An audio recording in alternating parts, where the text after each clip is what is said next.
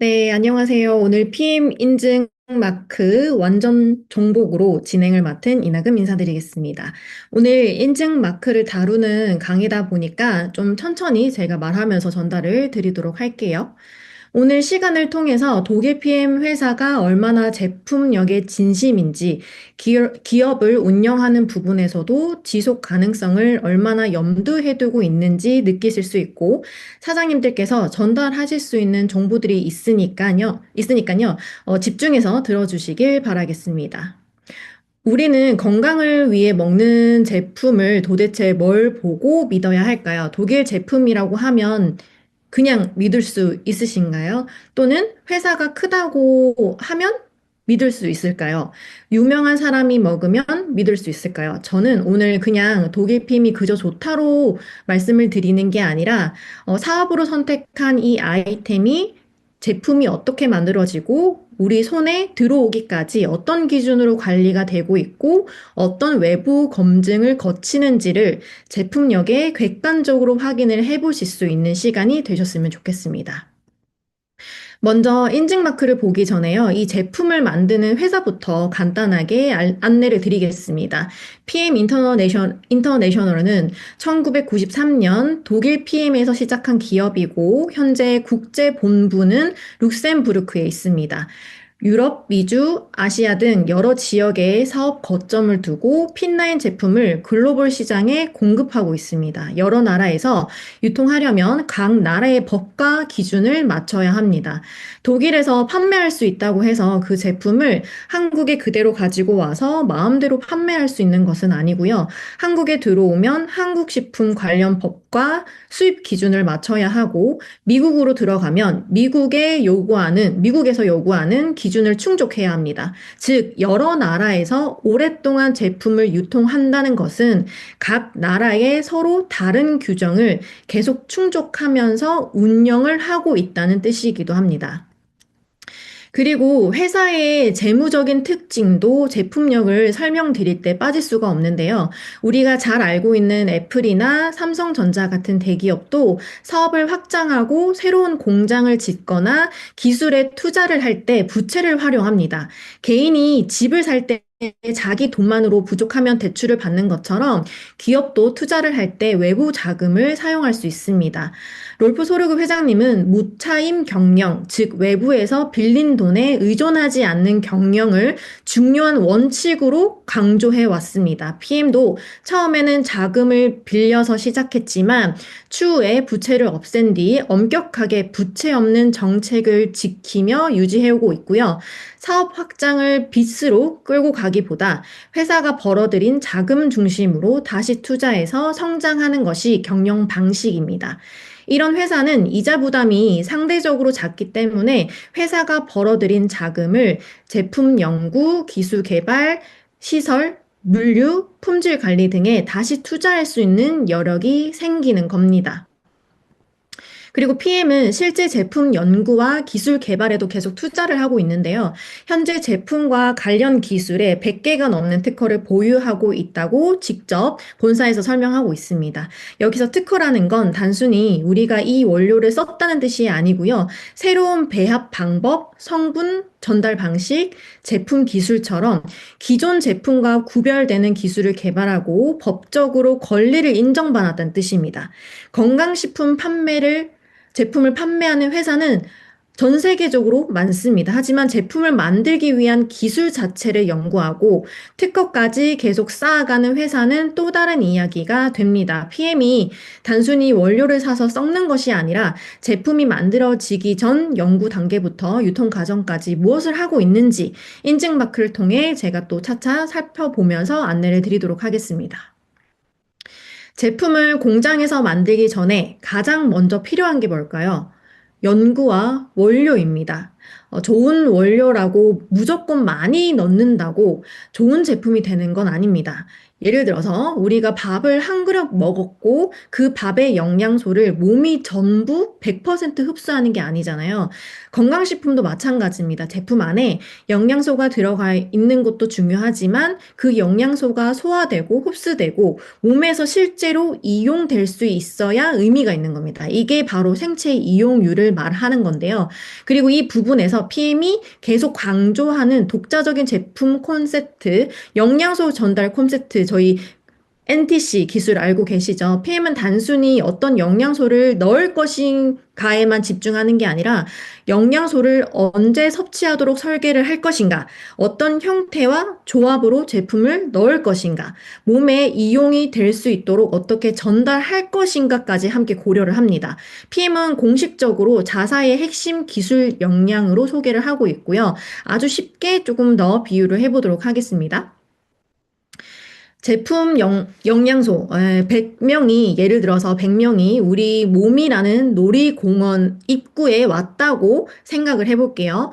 제품에는 100명이 들어있고, 근데 입구에서 30명 밖에 들어가지 못한다면 실제 놀이공원 안에 활동할 수 있는 사람은 30명뿐이겠죠. 영양소가. 그래서 PM은 더 많은 영양소가 우리 몸에 이용이 될 수 있도록 제품의 형태나 조합, 전달 방법을 연구하고 있고 생체 이용률은 제품 안에 얼마나 성분이 들어 있느냐만 보는 것이 아니라 실제로 우리가 섭취를 했었을 때 우리 몸에 실제로 얼마나 영양소를 흡수시켜서 몸에서 이용할 수 있는가를 보는 개념입니다. 그래서 PM은 이 분야를 오랫동안 연구를 해왔고 적용을 시키고 있고요.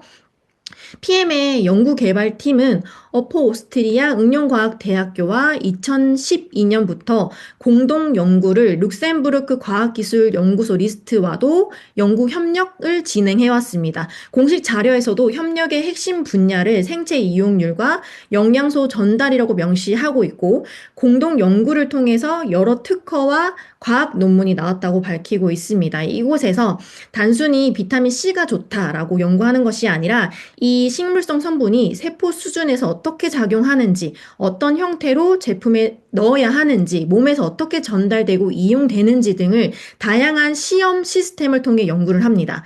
현재 연구센터는 여러 생물학적 시험법을 이용해 식물성 활성 성분을 세포 수준에서 분석합니다. 보통 이런 연구 프로젝트에는 대학 교수, 박사급 연구자, 생명과학, 식품과학, 화학 분야 연구원, 실험 분석 전문가 등이 참여합니다.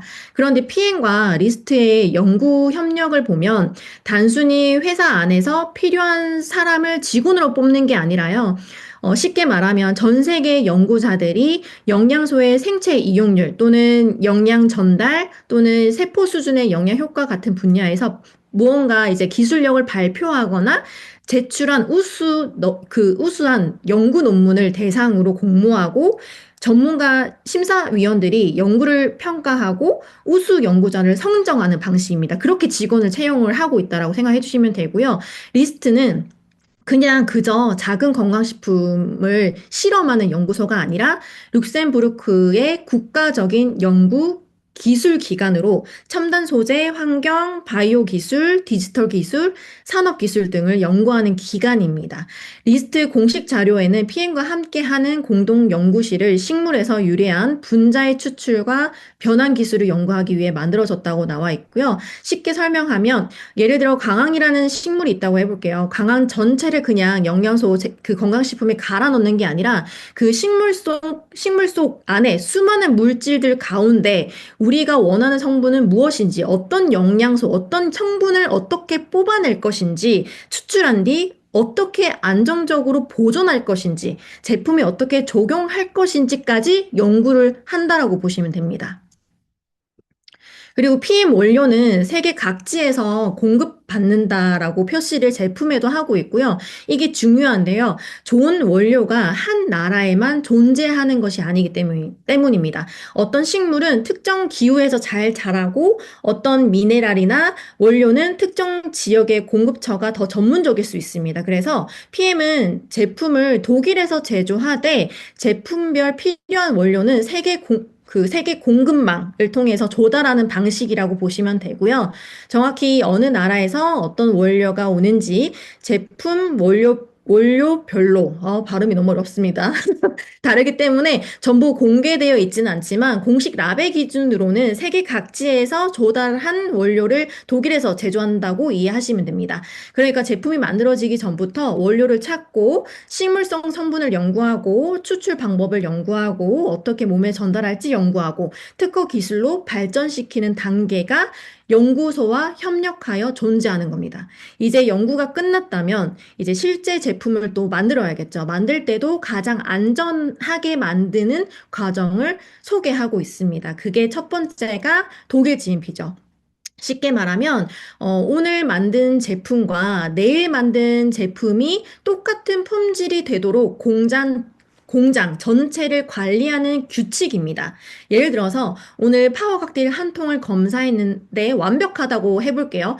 그런데 내일 직원이 비타민 원료를 잘못 계량한다면 또는 기계를 제대로 씻지 않았다면 또는 직원이 손을 제대로 씻지 않고 작업한다면 또는 창고 온도가 잘못돼서 원료가 변질되었다면 제품 하나만 마지막에 검사해서 이런 문제를 미리 막기가 어렵습니다. 그래서 독일 GMP에서는 원료가 들어온 순간부터 확인을 하고 보관, 그리고 계량, 배합, 제조, 설비 세척, 작업장 위생, 포장, 출하, 기록 관리까지 전 과정을 관리한다라고 보시면 되고 뿐만 아니라 직원들도 관리를 합니다. 아무리 좋은 기계가 있어도 사람이 잘못 사용하면 의미가 없잖아요. 그래서 독일 GMP에서는 그 직원도 위생 교육, 작업 방법 교육, 보호복 착용, 뭐 손위생, 담당 업무 대한 교육, 제조 기록 작성 같은 것을 요구한다고 합니다. 예를 들어 감기에 걸린 직원이 이제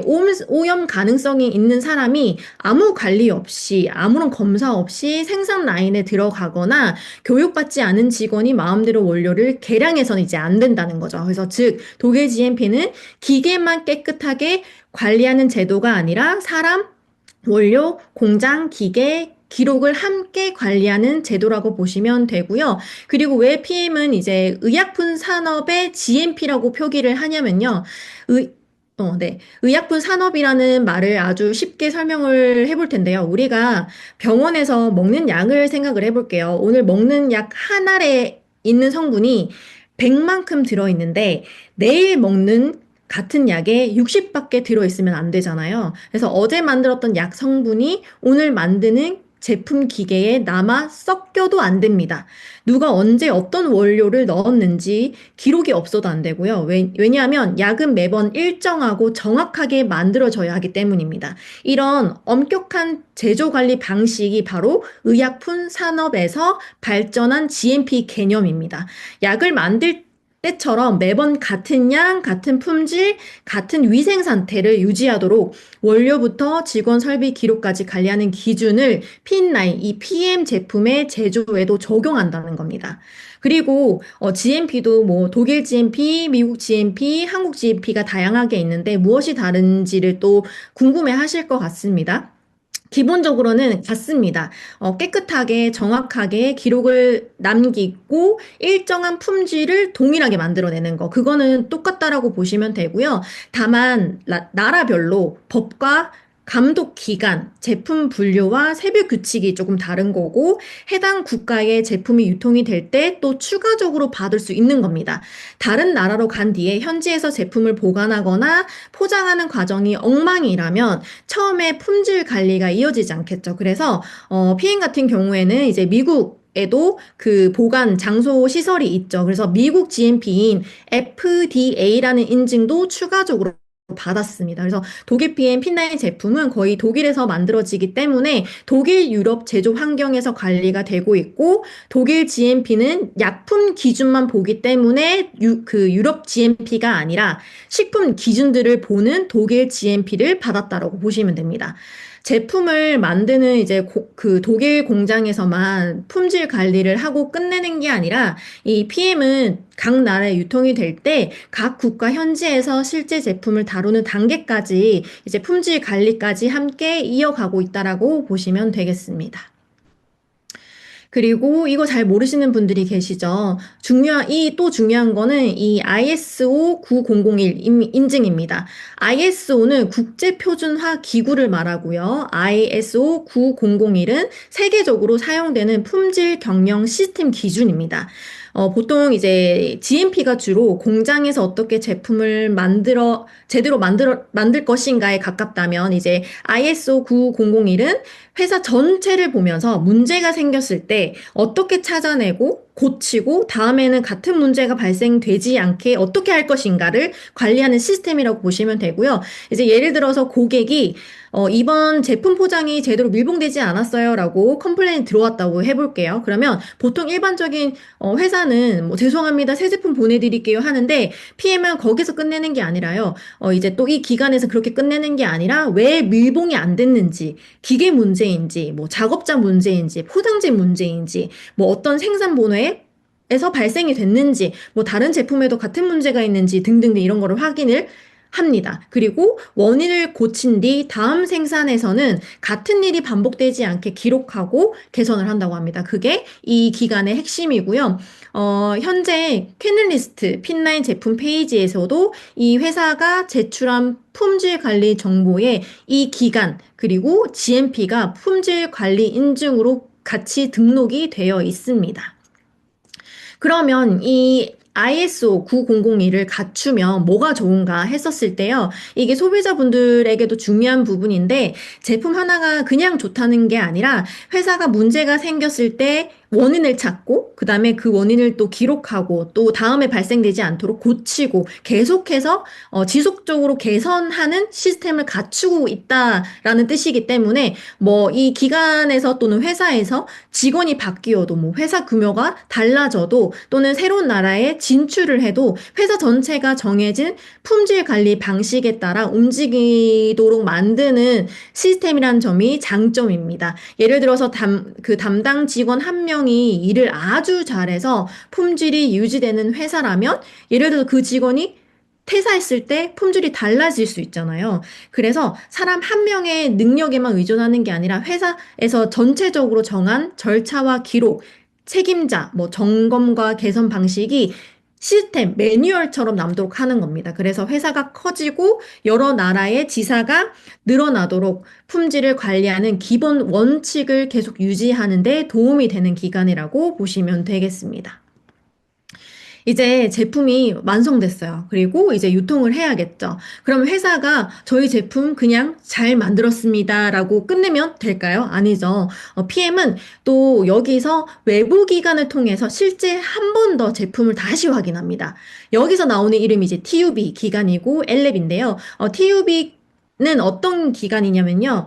여러분들이 이제 엘리베이터를 탔는데 엘리베이터 회사가 저희가 만들었으니까 안전합니다.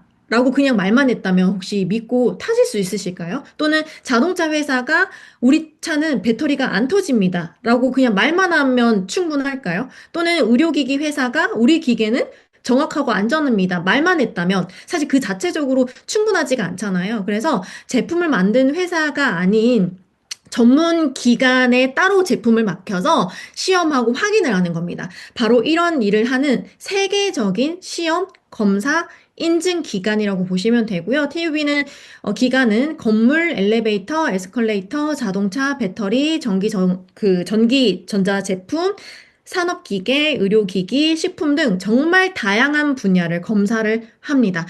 한국 사람들이 가장 쉽게 알 수 있는 사례를 하나 말씀드리자면 그 삼성전자의 2025년형 TV와 모니터 전 제품군들도 이 TUB 기관의 평가를 거쳐서 사이버 보안 인증을 받았다고 합니다. 그래서 TUB가 독일에서 직접 그 평가했고 그리고 보건, 안전, 전자파 적합성, 그리고 무선 통신 및 사이버 보안 관련 기준을 확인하는 사례라고 합니다. 그러니까 이 TUB 기관이라는 곳은 PM 제품만 검사해주는 생소한 작은 실험실이 아니라 삼성전자 같은 글로벌 제조 기업의 제품도 시험하고 자동차, 기계, 전자제품, 식품 등 여러 산업의 제품을 전문적으로 평가하는 국제 시험 인증 기관이라고 이해하시면 되겠습니다.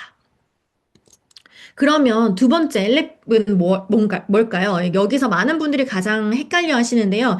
PM이 갑자기 전혀 다른 검사 기관으로 바꾼 것이 아니라 원래 TUB 그룹 안에 이 기관이 있었던 겁니다.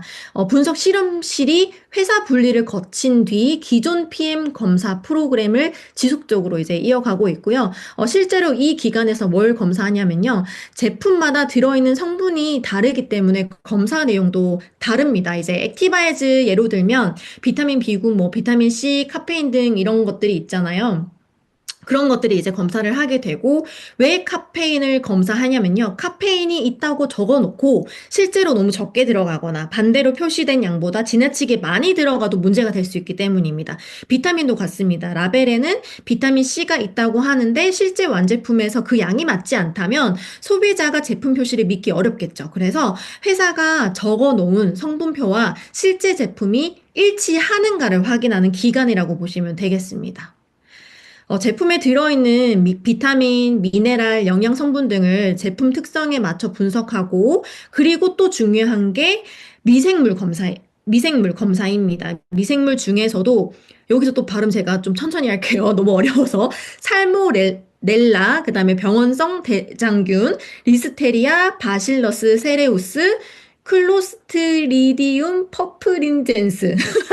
네, 이렇게 다양한 이제 미생물들이 있거든요. 근데 이런 균들은 이제 식품에 문제가 되는 수준으로 존재하면 식중독이나 감염을 일으킬 수 있는 미생물들입니다. 그래서 효모와 곰팡이가 지나치게 증가했다면 원료 제조, 보관, 습도 관리 등의 문제가 있었을 가능성이 확인하는 단서가 될 수 있고요. 그래서 성분 검사는 적혀 있는 좋은 성분이 실제로 제대로 들어있는지 확인하고, 미생물 검사는 먹는 제품에 문제를 일으킬 수 있는 균이 생기지 않았는지 확인을 하는 거라고 생각을 해주시면 됩니다. 그리고 이 검사는 한 번 받고 끝나는 게 아니라 6개월 주기적으로 반복 검사를 계획에 포함되고 있고 기관에서 지금 지켜나가고 있고요.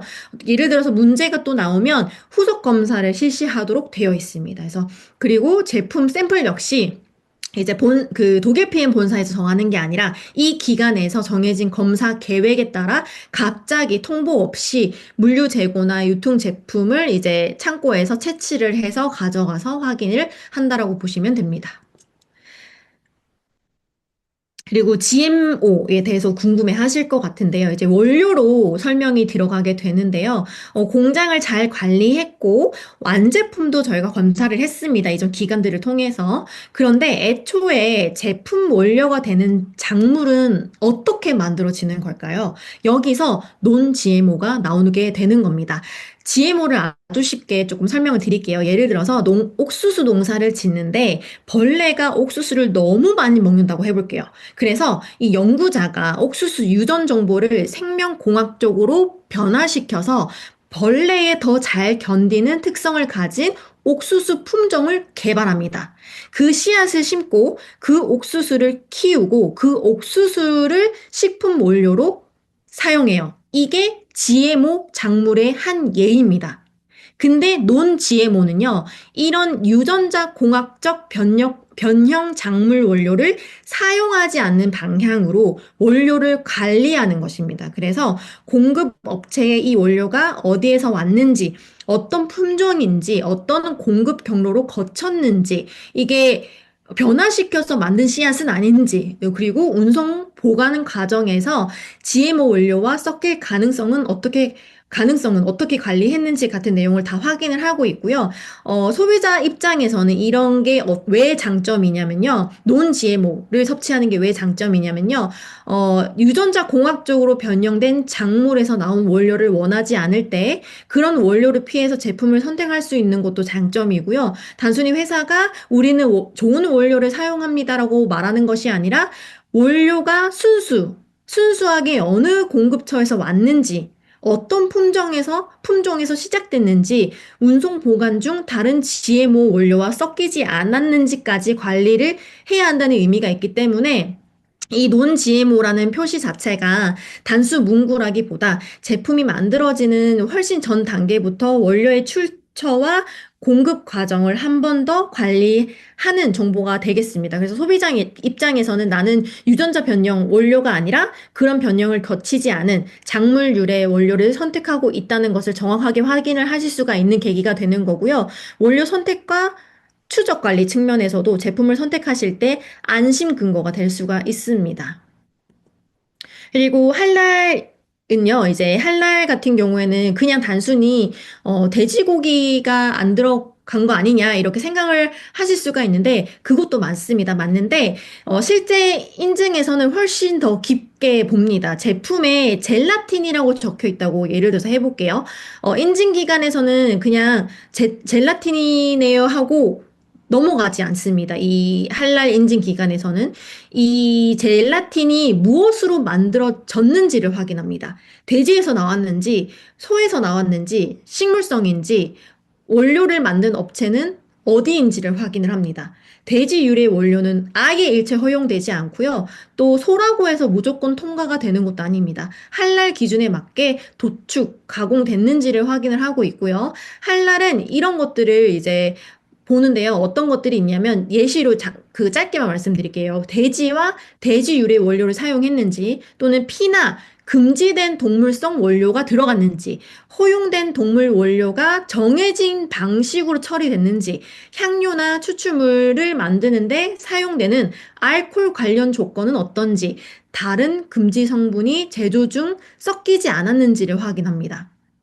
정말 이거 말고도 정말 디테일하게 보는 기준들이 너무나 많거든요. 한마디로 PM은 이런 할랄 인증을 통해서라도 안정성이 확인이 된다라고 보시면 되고요. 그리고 할랄 그 성분을 보는 기준에서 금지 성분이 제조 중에 섞이지 않는다라는 뜻이 어떤 거냐면요.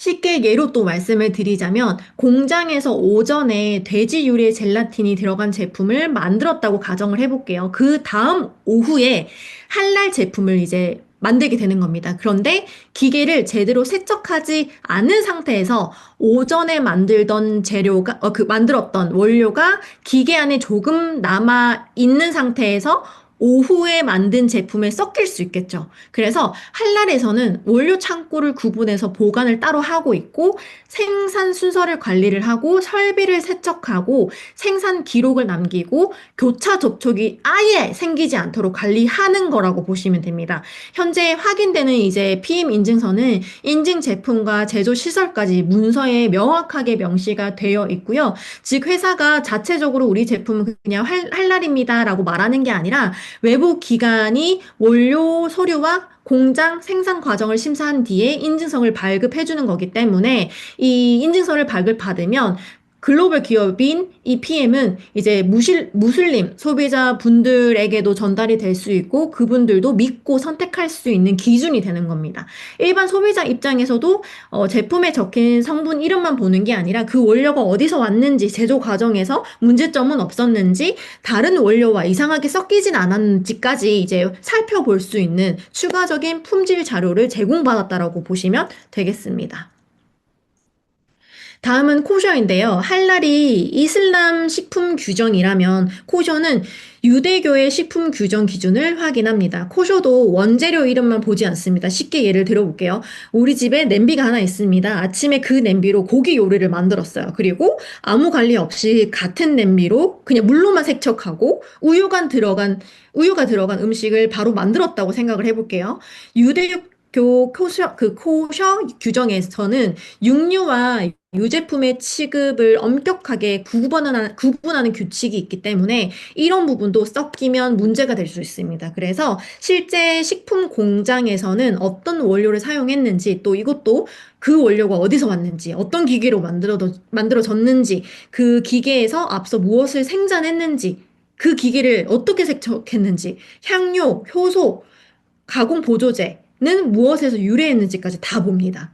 그래서 예를 들어 또 겉보기에는 과일맛 분말 제품인데 그 향료를 제조할 때 사용된 보조 원료에 동물성 성분이 있을 수도 있습니다. 그러니까 코셔에서는 제품 앞면만 보고 판단하는 게 아니라 공급 업체 서류와 제조 설비까지 거슬러 또 올라가서 확인을 하고요. PM이 이 코셔 인증을 받아온 이유도 글로벌 시장에서 코셔 기준을 지키는 소비자가 제품을 선택할 수 있도록 하기 위한 것입니다.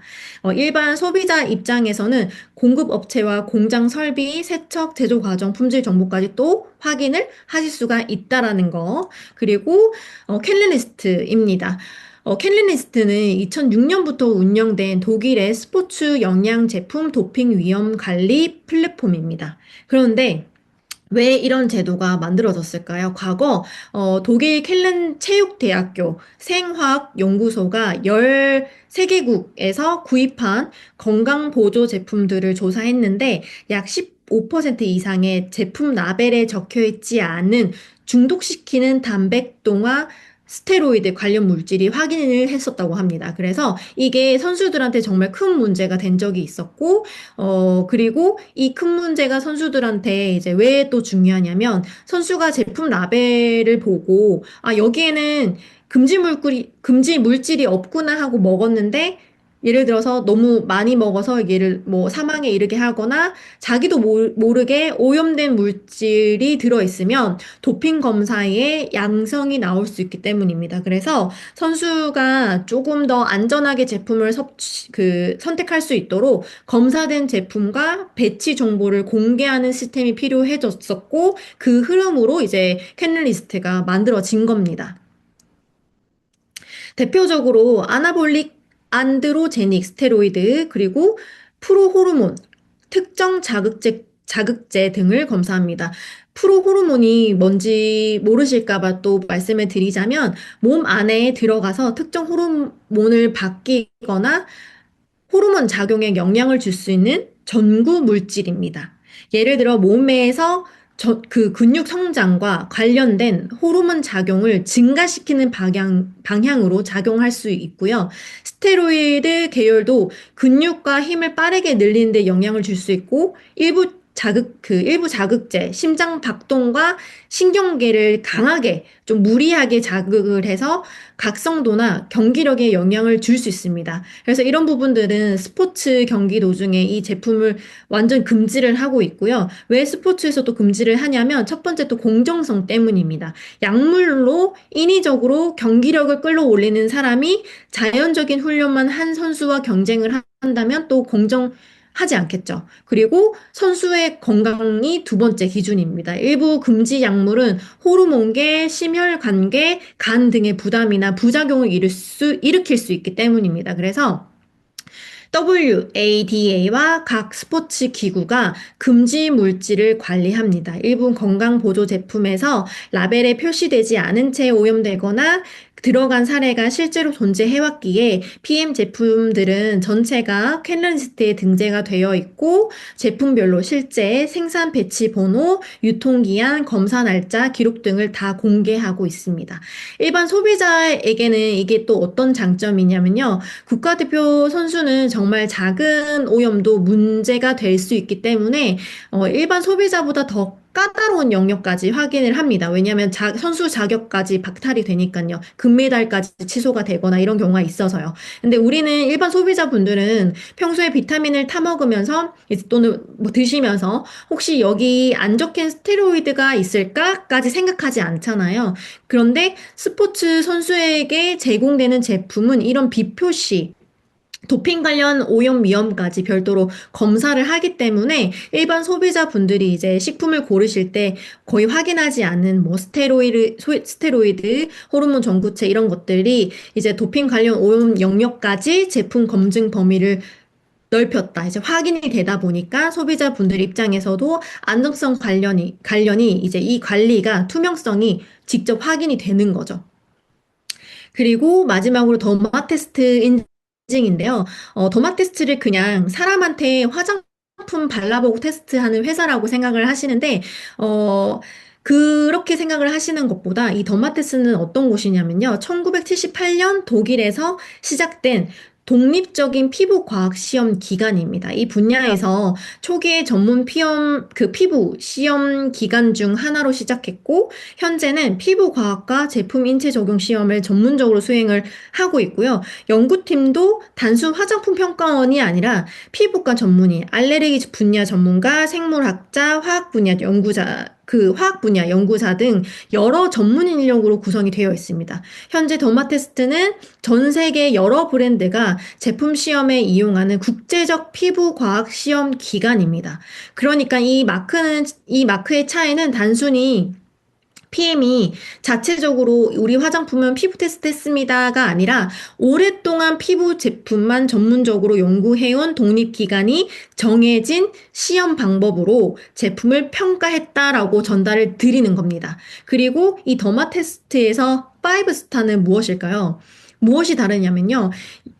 쉽게 비교를 하자면 화장품을 볼 때 피부 테스트 완료라는 문구를 다른 브랜드에서도 굉장히 많이 보셨을 겁니다.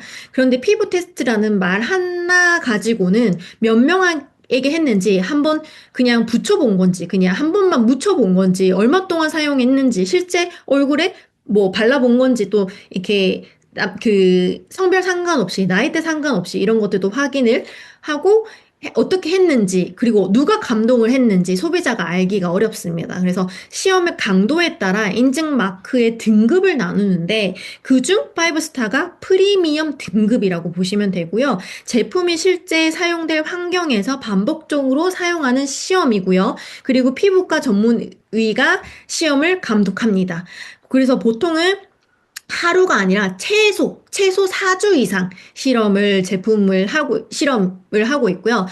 단순히 즉각적인 피부 자극만 확인하는 수준을 넘어서 장기간 사용하면서 내약성과 감작성 가능성까지 더 폭넓게 관찰하는 실험이라고 안내를 드리겠습니다. 그러면 굳이 더마테스트 5스타를 받은 제품의 장점을 또 뭐냐라고 물어보신다면요.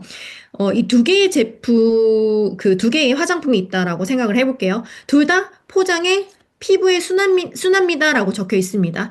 A 제품은 회사에서 자체적으로 간단한 테스트를 하고 그렇게 이야기를 하고 있고요. B 제품을 만든 회사와 그 다음에 이 별개로 피부과학 전문 기관에 보내서 실제 사람에게 최소 4주 동안, 4주 이상으로 사용할 얼굴이나 눈가에 반복해서 사용하게 하고 피부과 전문의가 그 과정을 관찰하고 그 뒤에 기준을 통과를 했다라고 해볼게요. 소비자가 제품 두 개를 처음 봤을 때 B 제품은 순하다라는 회사의 광고 문구 외에 외부 기관의 장기 인체 적용 시험 자료를 하나 더 했다라는 걸 확인을 하실 수가 있고, 그리고 5스타를 인증받았다라는 건 아무 화장품이나 비용을 내고 로고를 구입하는 방식이 아니라요. 아까 말씀드린 정말 까다로운 이런 시험 과정을 거쳐서 성공적으로 통과를 해야 5스타를 제공받습니다. 그래서 PM은 단순히 그냥 그 화장품이 좋다. 그래서 이 화장품이 시험을 받았다. 그냥 뭐, 예를 들어서 관찰만 했다. 이런 게 아니라, 정말 이 증거화된 데이터로, 그 다음에 이런 공식적인 인증 마크로 우리 제품 피부에 괜찮습니다. 라고 정확하게 안내를 드리고 있는 거고, 실제 소비자가 반복해서 사용하는 상황을 만들어서 외부 피부과학 전문기관의 평가까지 추가됐다라는 것도 증명이 되고 있고요. 소비자 입장에서는 그 화장품을 선택할 때 제품의 피부 적합성을 판단할 수 있는 외부 자료가 또 하나 더 생긴다는 말인 거죠. 그래서 사업자 입장에서는 또, 예를 들어서 저 혼자만 쓰고 그냥 순하고 좋았어요라고 개인적인 경험으로 얘기를 하는 게 아니라 이제 또 이런 기간을 통해서 장기간 적용해서 안전하게 평가된 제품이라는 걸 또 설명할 수 있는 계기가 되는 겁니다. 이런 인증 마크가. 이렇게 PM의 제품력들을 협력한 기간, 그다음에 인증 기간들을 통해 살펴보았는데요. 사실 저희 독일 PM 보상이 굉장히 많아서 또 하나하나 짚으면 시간이 많이 걸리잖아요. PM에서도 굳이 하지 않아도 되는 이런 인증 기간들을 거쳐서 제품이 안전하게 과정이 이루어지고 있고 소비자분들한테 전달이 되고 있고 저희들한테 전달이 되고 있습니다. 그래서 여기 계시는 분들은 또 아시겠지만 일반적인 건강식품, 일반 회사의 건강식품은 또 출시되고 나서 이미 소비자분들한테 유통이 되고 나서 성분과 관리에 문제가 생겨서 갑자기 회수가 되거나 없어지는 경우가 있잖아요. 기사들을 보셨을 텐데, 근데 그럴 때마다 피해를 입는 거는 소비자분들입니다. 근데 PM은 그런 게 아니라 만들기 전부터 유통이 되기까지 전 세계적으로 판매되는 제품을 계속해서 같은 기준을 만들고 계속 검사하고 새로운 기술을 연구하면서 그 기록을 추적해 가는 것. 그 부분이 PM이 오랫동안 제품에 투자해온 이유이고 소비자에게 믿고 선택할 수 있는 근거가 되는 것이고 사업자에게 안전한 비즈니스 확장에 뒷받침해 줄 수 있는 제품력을 이야기할 수 있는 힘이 되는 겁니다. 그래서 이번 시간을 통해서 독일 PM 회사의 신뢰 상승과 인증 마크에 대한 친숙함이 조금 더 생기셨기를 바라면서 강의를 마치도록 하겠습니다. 감사합니다.